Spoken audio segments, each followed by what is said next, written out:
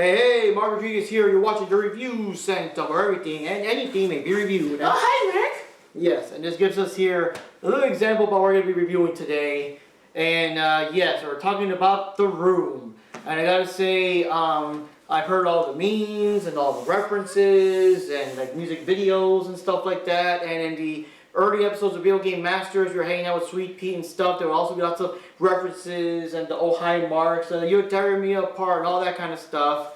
So finally, after all this time, I get to see like the actual movie, not just the famous nostalgia critic review of it with the clips or whatever, but I mean like the actual movie. Yes, and I finally got him to watch it. This is like my third time seeing this terrible movie. Oh my god, 3 times. But yeah, so what can I say? We already know that it's written and produced and acted and all that stuff by Tommy Wiseau. And if we go by just the movie itself, the basic plot is, I guess Tommy's going out with Johnny's going out with this girl named Lisa, and they're planning to get married soon. But Lisa fell out of love with him and doesn't want to marry him or whatever. And now she's like seducing and messing around with his best friend Mark, which is I know is weird as Johnny. There's Mark. Mark and Johnny, huh? Yeah, and then on top of that, Mark, what kind of person are you? And Taking Johnny's girl away. Yeah. And on top of that, they have a friend named Peter. So it's kind of funny that Mark, Johnny, and Peter. Like the only one missing is we need more. We need knives. I don't know. But anyway, so yeah, so it kind of goes into that, and I guess kind of like their lives in the apartment, and you got other characters, and I guess when I was asking Wendy, why is the movie called The Room? I said because mostly everything happens within that room. Like, yeah. like I guess it kind of makes sense if it was like a play. You know, like, play on word, like a little ironic. And then to make it weird is that, speaking of everything happening in that room, we also have conversations between Lisa and her mother. And, Lisa keeps telling her how she's not in love with Johnny anymore, and the mother's trying to talk sense into her, whatever. But also, like, these friends seem to just go into the room to make out and do stuff. I forgot they're, like, either Johnny's friends or Lisa's friends or both. But they're just... Lisa's friend and her boyfriend. And they're just in that room doing stuff, too. And it's like, okay, literally everything takes place in that room, And all that. So... yeah, so basically, there's little subplots here and there, which I feel some of them were just like too much. But it all ends, it all goes down to all that, and the big reveal at the end that, that Lisa and Mark reveal to Johnny that they've been cheating on him and stuff, and his reaction, and the tragic ending and all that kind of stuff. But that's more or less the plot. It's kind of a, I guess, slice of life sort of type movie. It's a slice of mess, get it real. Yeah, because I wouldn't really call it a romance movie either, you know what I mean? But anyways, remember what Tommy said like way after the fact. It's a dark comedy, and that's not how it was in the beginning. I must have missed the jokes. He called it a dark comedy, and I guess because people were starting to make fun of it, and all of a sudden it's like, oh, it's not a drama, it's a dark comedy. That was intentional. Okay. Yeah. Okay.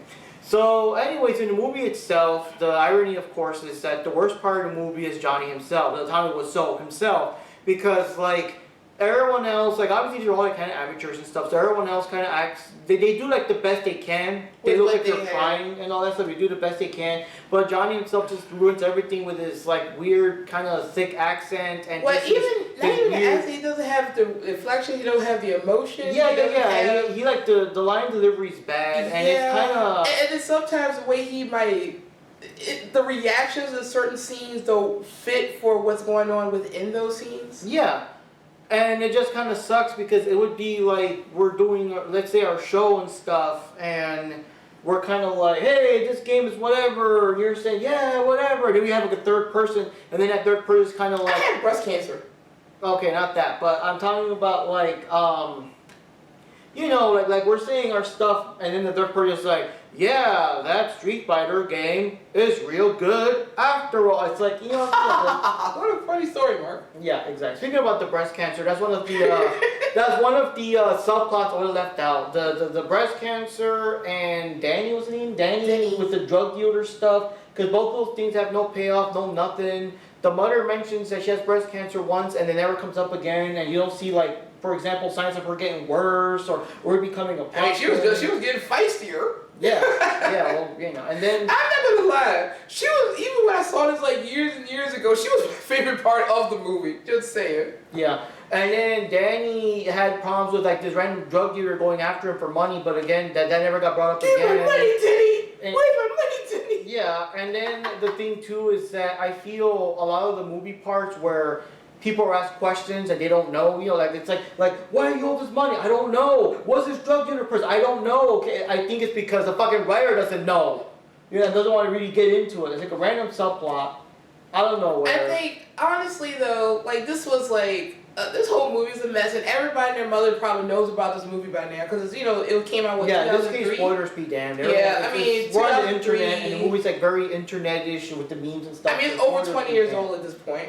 Yeah. But I would say there's some. I don't know. I just think like the script could work if it was rewritten and the lines were rewritten and it was more coherent. Because like I said, the problem also that was jumping all over the place, even with Lisa's character. Because you had like some scenes where Lisa does seem a little upset that, no, she said she was with Johnny and she was in love with Johnny at one point, but she fell out of love with Johnny, and that's when she said she was drawn to Mark.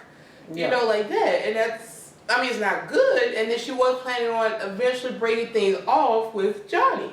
Yeah. Then you got the other scenes where it's like, I don't care about Johnny and his feelings. I want Mark. And it's like that. I said, you cannot have it both ways. So either she's a conniving little you-know-what, or she's a person that's a victim of circumstance, I guess you call it that way. Yeah, but then there's the other part Mark, where she goes all out evil, where it's like, I don't care about Johnny, I'll get what I want from Mark, and then like, if Mark's not enough, I'll look for someone else. Like, it's like they were trying to put all those traits into one as opposed to focusing on just the one thing. Yeah. And even with the breast cancer thing, I think they could have used that for her hesitance with Johnny. And just hear me out. Mm-hmm. Okay, and I didn't think about this years ago, but Johnny, her mother is so eager for Lisa to marry Johnny because she really likes Johnny. Johnny's a good man for his daughter. And then now she has the breast cancer, maybe she's going through that, and they could have like had some indication of it. And then Lisa maybe feels guilty about not loving Johnny anymore because she's in love with Mark, which she said throughout the entire doggone movie. But she feels obligated to marry Johnny to make her mother happy.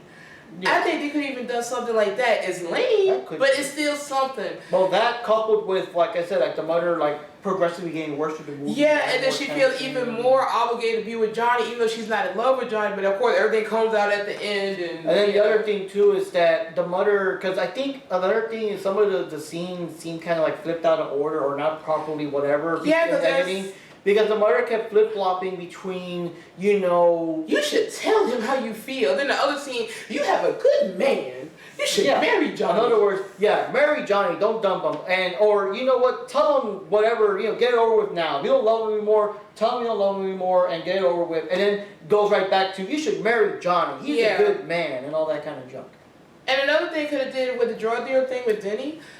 Okay, so we know that Johnny supports Denny because apparently he was kind of like a waif for him, and he helped him out, and he's going to college, and Johnny is paying for his college tuition and living in an apartment, but I don't know about his other expenses. They could have had him just drop a random line talking about something like, oh, it's so expensive for this or that, which can lead to the thing with the drug dealer, because you can say that Denny was selling drugs to get extra money. I would just left that whole part. Oh no, of course. Yeah, I'm just saying, but since it's there, I'm just thinking of something they could have done to fix that. That's all. Only because it's there. But like you said, it just should have never been there to begin with. Same with the breast cancer thing, because there was no payoff. I'm just trying to think of some kind of payoff for that. Yeah, and then the other thing too was that it was very obvious. Well, I mean, behind the scenes we find out that whoever they got to play Peter got fed up and left like mid-production or whatever. Mm-hmm. So it's very obvious that when they were going to Johnny's birthday party near the end, and like this random dude showed up, and this random dude caught Lisa and Mark in the act, and he kept appearing and making more scenes and more lines. Yeah, it probably would have made sense for Peter. That was supposed to be Peter's character. Just you know how it is. He left the line. He left the movie production, but there's still lines that have to be and scenes that have to be filmed. So they grabbed this random dude, and the dude didn't even have a name. And that's the thing. If it was Peter, you don't need to introduce him because you know him. But this is like a random character. They should have named him. Now, I think what they should have done is that because the movie. Well, I guess it depends on. No, wait, no, they were still filming.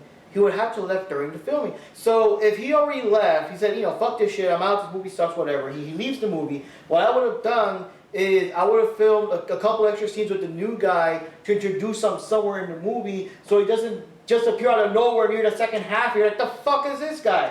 All we know from this guy is that he realizes how Johnny is really sensitive.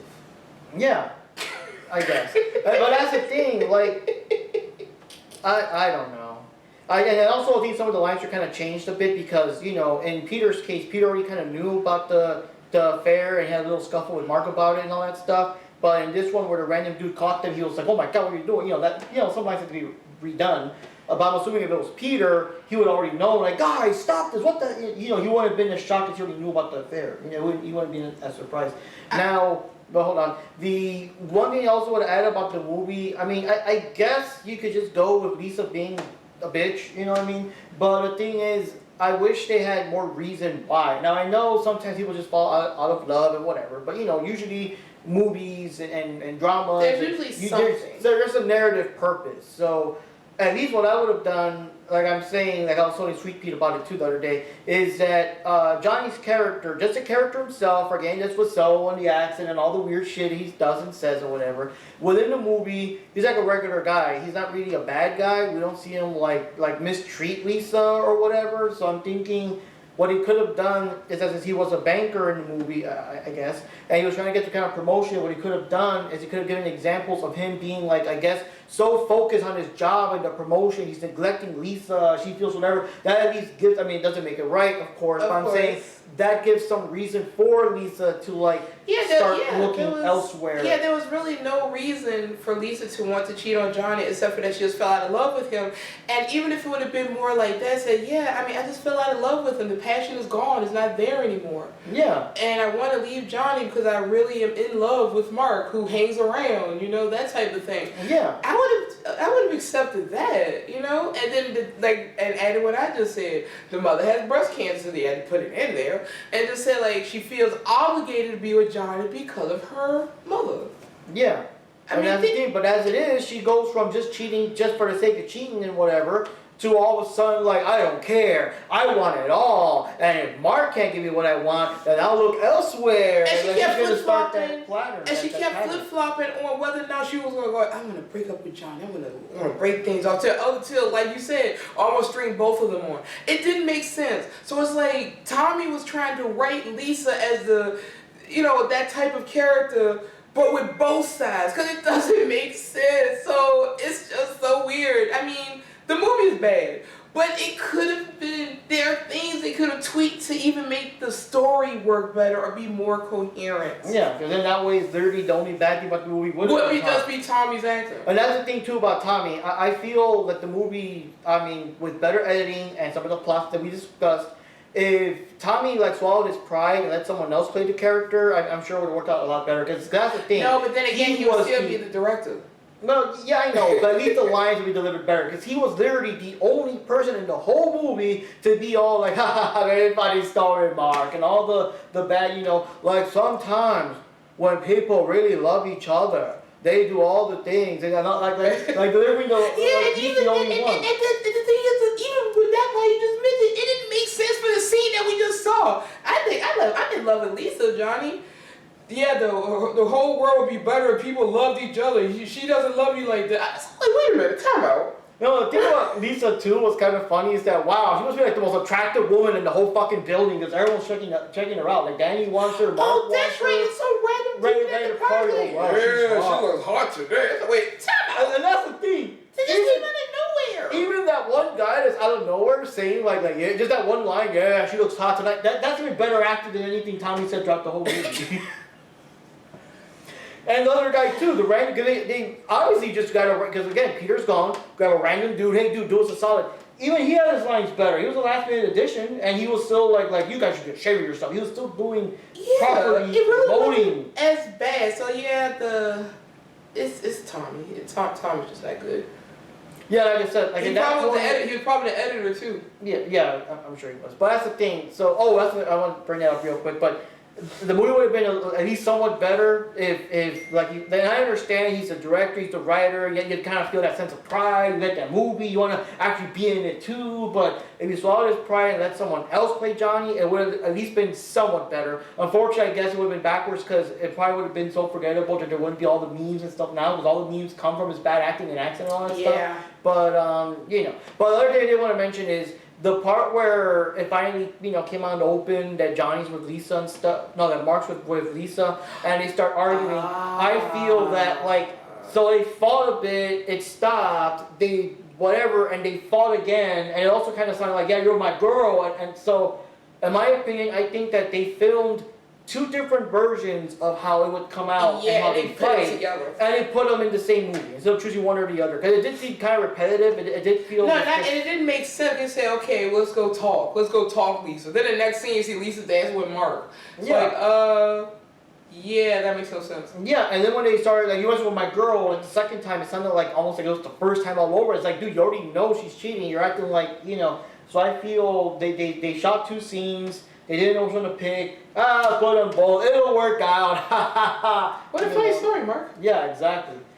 But, oh yeah, and that was the thing. For the longest time when that movie came out, or the critics' review of the movie came out, everyone was saying, oh, hi, Mark. And I mean, like Angel, P, Ryan, you know, all the people were looking at me, oh, hi, Mark, every time I would get, like, you know, I would come in and stuff like that. Okay. We went to, like, Julisa's birthday party and stuff, and they're like, oh, hi, Mark. And I'm like, yeah. Did you have any? Did you have any chicken impressions? Did you get into any fights with Johnny during that party? No fights with that. But that's. I'm sure there was no girl involved, but were there any fights involved? No. But Peter was like almost whatever chance he had a chance to slip it in there, he was like, you tear me apart, you know, that kind of stuff. So yeah, so that was an era, a particular year. You know? Yeah, it was a movie. So yeah, like I said, the movie could have been better. Like I said, it was just became original for me and a friend. We decided we're going to like watch it every year for Halloween and have a drinking game with it. But, you know, life got in the way. I moved, he moved, and we're back around now. We just haven't restarted that tradition. So I decided to like, yeah, you know what? Mark has never seen the movie, so let's I've never seen like the actual movie, just like the clips and the memes and all that kind of stuff, but not like the full-on movie. Now, of course, technically speaking, we didn't see the full-on movie because the one we saw was on YouTube. They skipped out the sex scenes and stuff. Yeah, and those were, and I'm kind of glad. You know, she's kind of worth looking at. Anyway, I was glad because I totally had forgotten about most of it. I was like, oh God, they were excruciatingly bad. It's like, it was so unnecessary. It didn't really help the plot. And we saw the YouTube version because I guess you can only see it like on his site. You have to actually pay for it. You have to actually like, you know, purchase it. Like, and this movie ain't worth purchasing. Yeah, at least ain't that hot. I mean, she's cute, but she's not that hot to be paying extra to see her. And I don't want to see a naked Tommy. I don't want to see a naked Tommy. Yeah. Oh yeah, that too. But and also too, y'all should check out The Disaster Artist. Yeah. I have seen that as well. Man, James Franco got it pretty down too. I did not hit it, or I did not. Oh, hi, Mark. They're doing all that stuff. He had the famous scene. But I wonder if that movie did show the stuff like. You know, I'm curious to see it now because I'm curious if they show the drama with the Peter actor that made him like quit and leave and. See, I can't remember. I know I've seen it, but I don't remember everything from it because I keep mixing a few things up. So yeah, I think that might be the next thing I'm gonna let Mark sit through and watch and a refresher for me. Yeah, because I'm curious. They have to like show him the behind the scenes of why the guy who played Peter originally left or whatever. But anyways, guys, yeah, it's Mark Rodriguez signing off here for the review Sanctum, and with me is Wendy here. So see you guys later, and I'll find something else awful for Mark to watch and review. So anyways, it is my life's mission. I think I might have become the new angel. Oh, okay, let's hope not. Anyways, this is the review Sanctum where everything and anything may be reviewed, even Tommy Wiseau's schlock. And see you next time. Oh, I should show you the house that drips blood on Alex or whatever that movie was, because that was weird too. And yes, I have seen that, and there's another Tommy Wiseau work.